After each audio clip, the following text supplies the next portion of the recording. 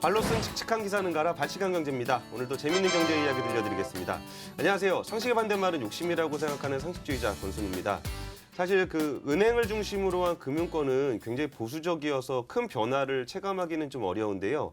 최근 몇 년간 금융권에서 일어난 뭔가 좀 변화라고 한다고 한다면은 아무래도 카카오뱅크의 출현이 아닐까 싶어요. 보수적인 어떤 은행 문화에서 탈피해서 IT 기업과 금융이 함께 버무려지면서 뭔가 모바일 중심의 은행을 새로 만들게 됐는데요. 그 이후에 카카오뱅크는 뭔가 이렇게 뭐 공인인증서 문제라든지 아니면 로그인 하다못해 그 자그마한 뭐 신용대출 상품 하나를 출시할 때마다 사람들에게 굉장히 많이 센세이션을 줬습니다.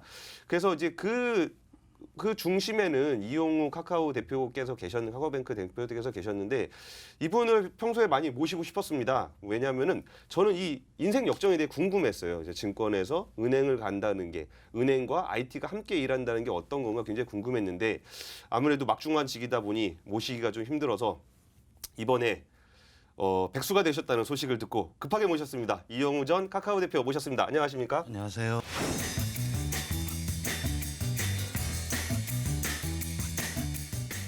백수가 되신 이유에 대해서 설명해 주시죠. 정치를 하려고 그죠? 사실. 예. 근데 금융권에서 일을 하고 특히 은행에서 일을 하다 보니까 규제라고 하는 게 반드시 필요하고 소비자를 위해서. 예. 근데 굉장히 오래된 규제도 있고 앞으로 강화될 규제도 있고 그럼 뭘 어떻게 이걸 정렬해야 될까? 예. 고민들이 많이 생겼고 이런 건 현장에서 직접 부딪히면서 느낀 걸 예. 조금 제도화시키고 좀 더 효율적으로 그리고 혁신이 잘 될 수 있는 금융 예. 경제가 되길 원해서였습니다. 예, 그 백수가 되셨다는 게 단순하게 이제 회사에 잘렸다 이런 얘기가 아니고, 그 민주당에서 이제 차기 총선에 대비해서 다양한 영입 인사들을 각 분야 전문가들을 영입을 했는데 그 중에 이용우 대표님께서 그 영입 인사로 선정이 되셔서 뭐 시장에서 나오는 얘기는 스톡 옵션이니까 이게 얼마짜리인지는 뭐 모르겠으나 최소한 수십억 원의 뭐 재산을 포기하고 정치권에 입문했다 뭐 이런 식의 얘기들이 좀 나오고 있고 차기 총선에서 이제 뭔가 역할을 하게 되실 것 같습니다. 그 말씀 중에 좀 인상적이었던 게 아무래도 그러니까 자기 직업을 바꿀 때 가장 그 영향력을 많이 미치는 사람은 아무래도 아내가 될 수밖에 없잖아요. 근데 아내를 설득할 때 아이들에게 권해주고 싶은 직장이 없다. 그래서야 되겠느냐라고 말씀을 하셨다는데 저는 이 말씀을 듣고 굉장히 많은 생각이 들었어요. 그러니까 아이들에게 권할 직장이 없다. 이 말이 좀 어떤 의미를 갖고 있나요? 우리 경제 생태계를 한번 보면요. 대기업의 경우도 젊은 친구들 제가 보기에는 저희가 학교 다닐 때보다 훨씬 더 공부도 많이 하고 다양한 걸 경험했던 친구들이에요. 근데 대기업에 와서 예. 몇 년 지나면 그 틀에 박혀가지고 있고 뭐 좀 창의적인 아이디어를 내도 너 그런 거 왜? 야 원래 이거 이렇게 하는 거야. 해서 아이디어를 죽여버리죠. 그리고 그런 거에 싫어서 스타트업을 하고 싶어하는 친구들 참 많아요. 예, 요즘 많아진 것 같아요. 많아졌죠. 근데 스타트업을 했을 때도 조금 잘 되면 대기업이 뺏기거나 맞아요. 예. 중간에 기술 탈취를 하거나 해가지고 성장을 하지 못하게 만들고 예. 또 안 되면 재기가 불능하게 만드는 사회. 그러니까 신용불량자 되는 거죠. 예. 그런 사회에서 과연 어디를 보내야 될까? 결혼해서도 아이를 낳지 않고 그게 학계 출산 최저를 가져오는 예. 이런 사회는 참 미래가 없다. 예. 근데 참 위기다. 근데 이런 걸 누가 만들었나? 예. 저희 같은 기성세대가 만들었기 때문에 예. 그걸 어떻게든 좀 풀어가는 사회적 책임을 한번 풀어보고 싶다. 이런 마음이 있었던 거죠. 알겠습니다. 그러면 이거를 아무래도 이제 경제 분야의 현업에도 굉장히 오래 몸담으셨고 사실 박사학위도 가지고 계신 이론적으로도 굉장히 밝으신 분인데 이거를 시계열을 조금 길게 가져가서 이게 단순하게 누구의 문제다라고 이게 뭐 진짜 자잘못을 가리기보다 사실 우리나라의 경제 구조, 어떤 일자리 구조, 사람들의 어떤 돈벌이 구조가 변한 거는 IMF 이후에 지금까지 굉장히 많이 변한 것 같아요. 그러니까 성장기도 고도 성장해서 이제 성숙 경제로 넘어가는 과정일 텐데 이 과정을 시계열로 같이 봤을 때 우리 말씀해주신 우리 청년들이 처해 있는 그런 상황이 어떤 것에서 어떤 변화가 됐기 때문에 그런 거라고 보시나요? 보면 IMF 때가 왔던 원인 자체가 그 이전의 개발연대식 개발 방식이었죠. 대기업에 몰아주고 자금 지원해주고 했던데 그거 자체의 모순에 따른 거죠. 그럼 IMF 때 IMF가 우리나라에 권고한 게 두 가지였어요. 첫 번째가 가격 기능을 정상화해라. 그러다 보니까 금리 자유화하면서 금리가 30%까지 갔죠. 그렇죠. 예. 돈이 값을 제대로 매겨줘야 되니까. 두 번째가 전 더 중요하다고 봤어요. 그 소셜 웰페어 넷, 사회 안전망 구축을 강화해라. 그때 그런 공고가 있었어요? 예. 그게 두 개가 딱 축이 돼 있었어요. 그러니까 경쟁만 하면 그 경쟁에서 배제되거나 소외되는 쪽이 생겨요. 그렇죠. 그럼 그 사람이 어떻게 살아갈까? 사회 안전망. 그때부터 기초연금, 어린이집 활성화, 뭐 의료보험 확대 다 해서 현재는 사회복지 체계가 약자가 아닌 차상위 계층에까지 올마 왔죠. 예, 예. 자, 그럼 그거는 돈이 드는 거예요. 맞아요. 돈 들죠. 그러니까 DJ 정부나 예. 노무현 정부 때 계속 시행을 해왔는데 돈이 드는 거예요. 예. 이 돈 누가 내지? 사실 돈 내기 싫다는 거였어요. 세금 내기 싫고 사회 안정망은 갖추고 싶다. 갖추고 싶다. 예. 그러는 상태 속에서 뭐 MB 정부나 그 이후 정부가 있었던 거죠. 예, 예. 그럼 지금의 우리한테는 경쟁 가격 기능을 활성화해서 경쟁을 계속 해야 되는 건 맞고 예, 예. 그 과정에 혁신적인 아이디어가 나오면 그에 대해서 최대한 보상을 해줄 수 있는 예, 예. 그런 시스템이 돼야 되고 예. 그리고 그 주변에 공동체 떨어져 나온 사람들 어떻게 쌓아낼까 해야 되는데 예. 우리가 어떻게 만들어 버렸냐면 그건 저기 사회 그건 신경 쓰지 말고 너는 수단과 방법을 가리지 말고 싸워서 이겨. 일단 학교 가면 1등하고 그렇죠. 자사고 가고 예. 대학 제대로 가고 예. 이것만. 근데 그 그리고 중간에 1등에서 공무원 되고 대기업 가고. 예. 근데 그 사람들이 과연 행복할까요? 이런 사회는 아니다. 다른 업종에서 전혀 다른 생각을 가지고 도전해보고 예. 도전하는 사람도 잘못되면 그럴 수 있지. 사회가 보듬어 줄 수 있는 그런 따뜻한 사회로 바뀌지 않으면 기회가 없죠. 그럼 그 전에 이제 고도성장기에는 어떤 기업을 중심으로 복지제도가 사적으로 운영이 되던 것을 IMF가 이런 그 공적인 영역을 좀 배제하면서 경쟁 쪽을 치열하게 가져가는 것, 그 정부가 너무 개입하지 않는 것에 대해서는 권고를 하는 대로 했고, 그리고 그와 함께 거기서 도태된 사람들에 대한 사회 안전망도 구축하라고 했는데, 이건 돈 드는 거니까 살짝 자꾸 밀었죠. 근데 예를 들면 제가 케이스를 한번 보면 2002년 당시였던 것 같아요. 예, 예. 제 주위에 있는 사람 중에서 의료보험 확대를 가지고 예. 아니 형님 이거 맞긴 한데 예. 비용이 드니까 좀 천천히 하면 안 돼요? 이렇게 말을 했던 사람이 있었어요. 예, 예.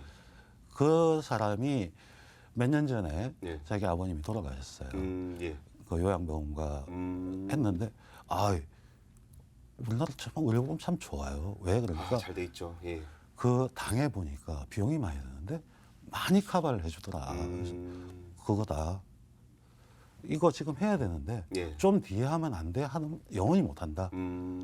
해야 될 일은 그냥 해야 된다. 맞아요. 언제든 해야 될 일은 그때 했기 때문에 지금의 우리 어르신들이 예. 이제 아팠을 때 비용이 적게 들어가는 이게 가능한 거죠. 집안에 사람 한 명 아프면은 집안이 다 무너지는 경우가 굉장히 많았는데 사실 우리나라에서 의료 관련해서는 굉장히 좀 탄탄해진 것 같기는 해요. 물론 그에 따라서 과잉 진료 문제라든지 이런 건 있지만 그래도 아예 사람이 나락으로 떨어지는 것보다는 훨씬 더 안정화된 것 같긴 해요. 물론 나머지 부분에서 꼭 아픈 사람만 챙길 게 아니고 뭐 실직자라든지 아니면 폐업자라든지 뭐 이런 사람들도 좀 필요할 것 같긴 한데 그거는 이제 좀 더 드라이브를 좀 걸어야 되는 일이라고 말씀해 주신 것 같습니다.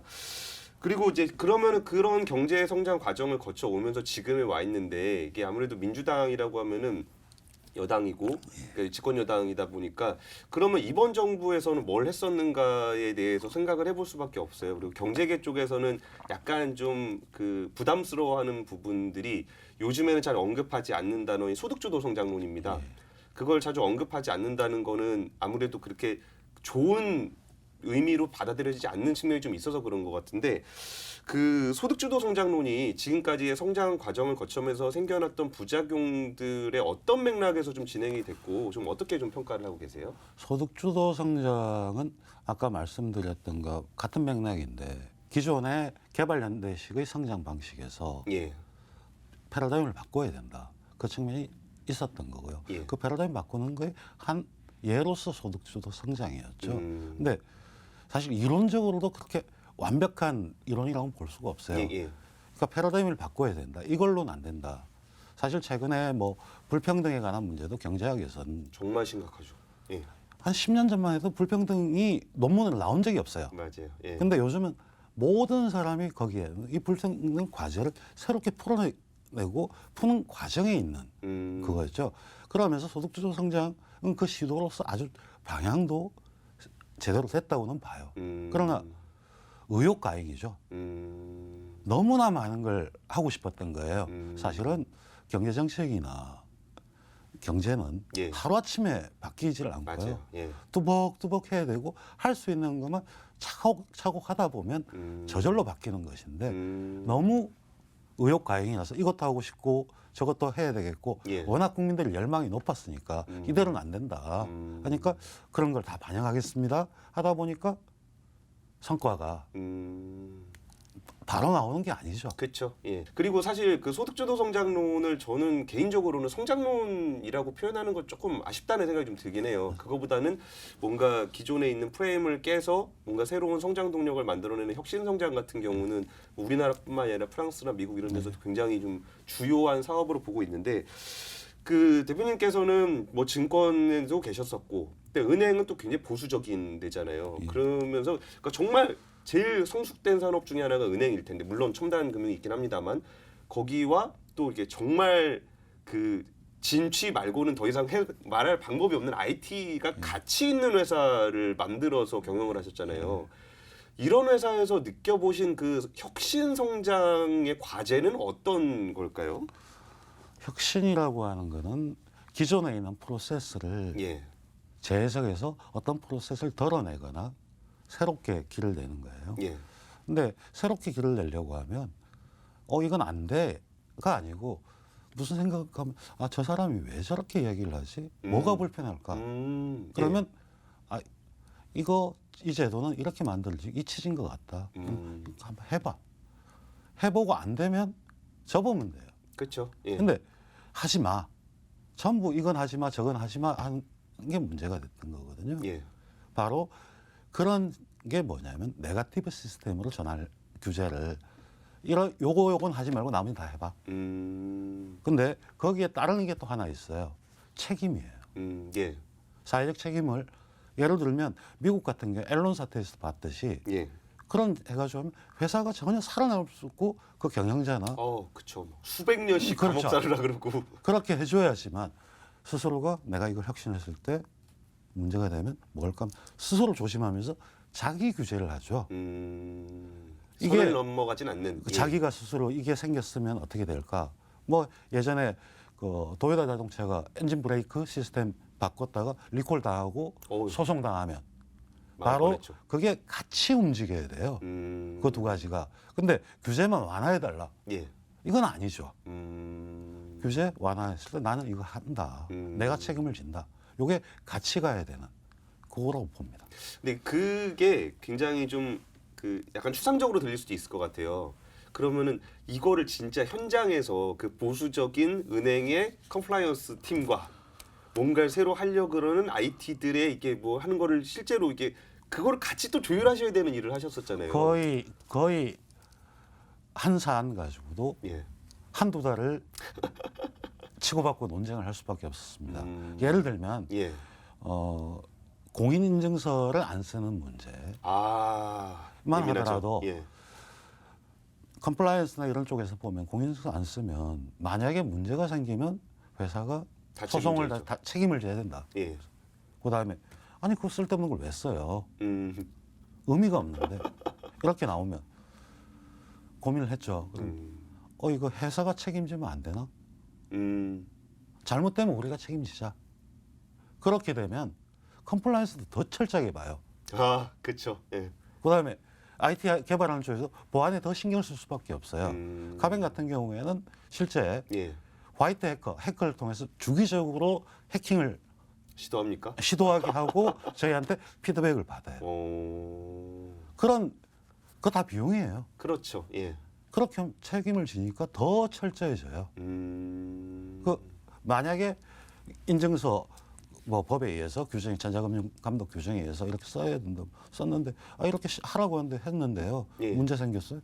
그 하라고 해서 있잖아요. 이런 그렇죠. 거죠. 네. 그 가이드라인 문제지 우리는 문제 아니에요. 그러니까 도망갈 구멍이 생기는 거예요. 그러니까 자기가 책임져야 된다 하면 스스로가 더 힘들어지면서 자기를 더 혁신을 할 수 있게 되죠. 사실 그 우리나라 이제 기업에 있어서의 문제점 아니 그러니까 고질적인 문제니까 문제라고 얘기하기도 좀 그런데 사실 최근에 뭐 한진칼이나 이런 거 보면은 야 이게 그 과거에 정말 탄탄하던 재벌 체제 지분을 가지고 있는 오너 중심의 어떤 그 체제에서 후대로 넘어가면서 지분율이 좀 희석되면서 이게 그 전에 제왕적 오너 때의 문제가 있고 이게 지분율이 희석되면서 생겨나는 그런 또 혼란들이 있고 그리고 그럼 이게 앞으로 어떻게 가야 되느냐에 대한 어떤 고민들 뭐 이런 것들이 있을 것 같은데 우리나라의 기업 지배구조라는 거는 진짜 지배구조라는 거창한 표현까지는 아니더라도 어떤 그 기업 문화적인 측면에서는 좀 어떻게 보세요?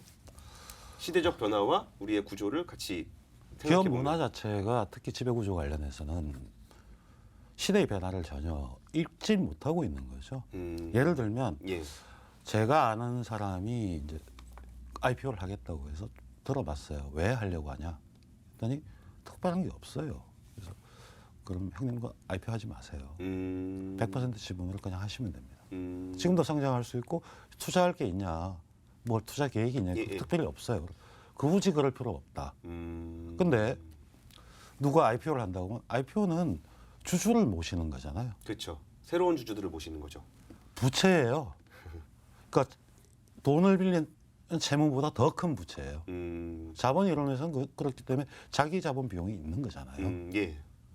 부채이기 때문에 부채를 졌으면 그 부채에 대한 합당 값을 해야 되는 거죠. 예, 예. 의무감이 있어야 돼요. 예. 근데 그렇게 빚을 지고도 그거에 대해 갚을 생각이 없는 거예요. 보통 그 그렇게 책임을 있죠. 안 그게 바로 회사가 커지면 회사가 이제 자산이 아니면 집 시가총액이 100조가 됐는데 예. 어떻게 자기가 그 돈을 다 따라가면서 할 수가 있어요? 맞아요. 예. 그럼 자기가 그만큼 사회적으로 진 거니까 예. 제가 흔히 쓰는 말에 사회의 모든 물건은 곡물이다는 얘기를 하거든요. 예, 예. 예를 들면 환경 같은 경우도 예. 한번 배타적 소유권이라는 게 배타적 점유와 자유적 처분권인데 예. 내가 그걸 가지고 있다 함부로 쓰고 깨버리면 다음 사람이 못 쓰잖아요. 그렇죠. 회사도 곡물인 게 잘 관리해서 잘 키우고 다음 사람한테 넘겨줘야 되지. 이게 내 거라고 내 마음대로 할 수 있는 게 아니잖아요. 이거 내 거야. 내 거니까 내 마음대로 할 거야. 이건 아니죠.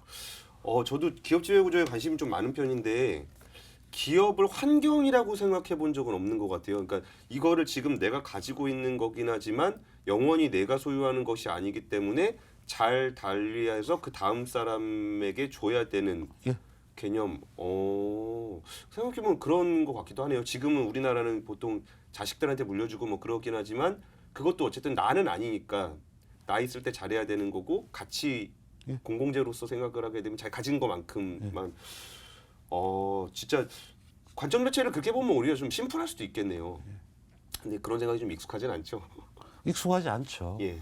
그런 모습을 안 보여줬기 때문에. 음. 근데 뭐 예를 들면 실명을 거론하긴 그렇지만 유한양행 같은 회사 같은 경우에 예.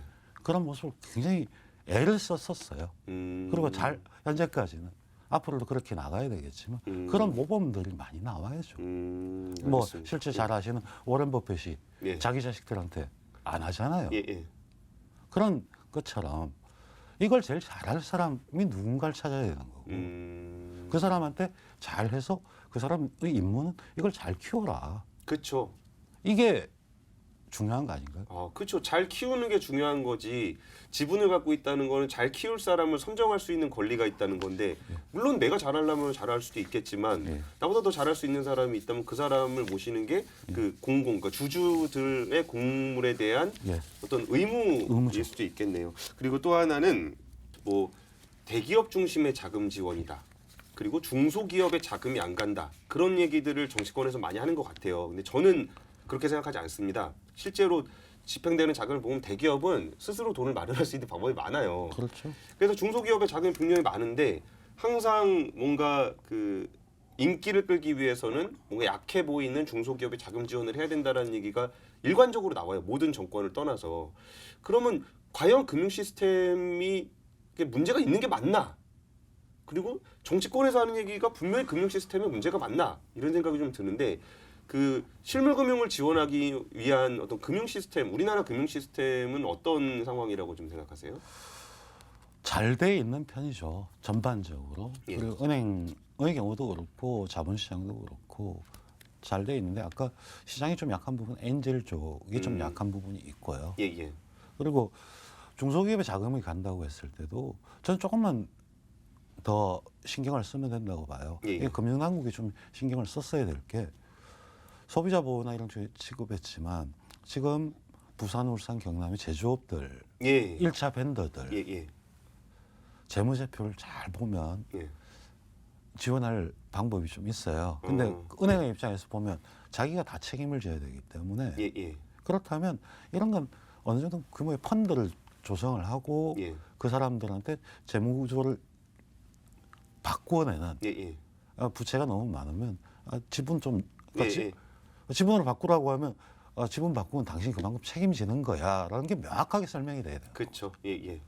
이런 것들을 구체적으로 좀 했어야 되는 거죠. 그러다 보니까 최근에 이제 산업이 안 좋아지고 하니까 그 지역 자체가 굉장히 어려워지는 예. 상태인데 그 기업들 의외로 단단한 기업들 많이 보이더라고요. 근데 그 재무제표 하나 때문에 고생하는 거 조금만 지원 어떤 방식으로 그런 그러니까 실핏줄처럼 구체적으로 가게 예, 예. 하는 게 더 중요하지. 뭐 크게 바꾸고 뭐 그러는 예.